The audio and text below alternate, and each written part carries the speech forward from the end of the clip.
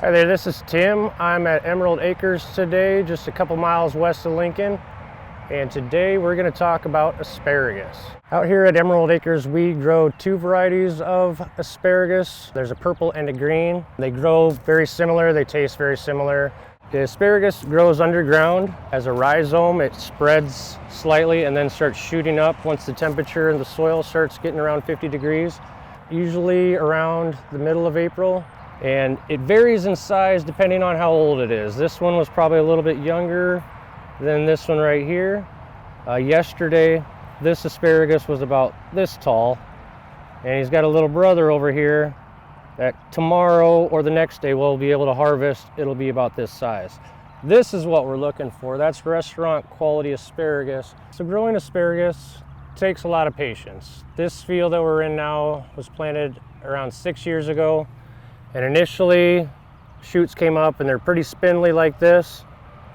So we don't want to harvest those for the first several years, because we want those to help regenerate down underground, create those rhizomes that are going to come up and eventually create an asparagus that looks like this. So by letting plants this size continue to grow, eventually 6 years later we start getting asparagus that looks like that, ready for harvest.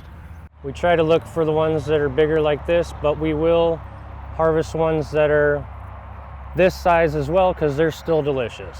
This one, pretty similar to that one, so we're going to take this guy, try to cut him at a little bit of an angle right above the soil line, get a nice clean cut, and that'll make a nice little snack for somebody. At least the middle of June we'll continue to harvest, and once it gets to a certain point, the stalks get a little too spindly, they're shooting up way too fast because of the heat. We'll just stop harvesting and let them kind of all go to seed, wait till fall, and then burn them off, and hopefully that kind of regenerates for the next year. Being out here on a farm, there's a lot of different critters that might get into or affect our crops. So voles are similar to mice and moles, and they dig underground and they feed on the vegetation that's underground. So they've been disrupting the underground of our asparagus.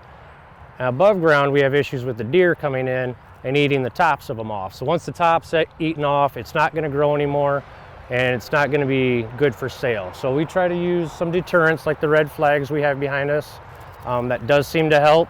It's not 100% guaranteed, but it does make a difference. My favorite way of eating asparagus, honestly, is just fresh picked, snacking on it.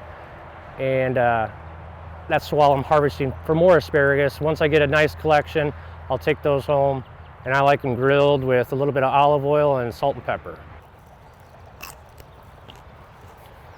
I do love fresh asparagus.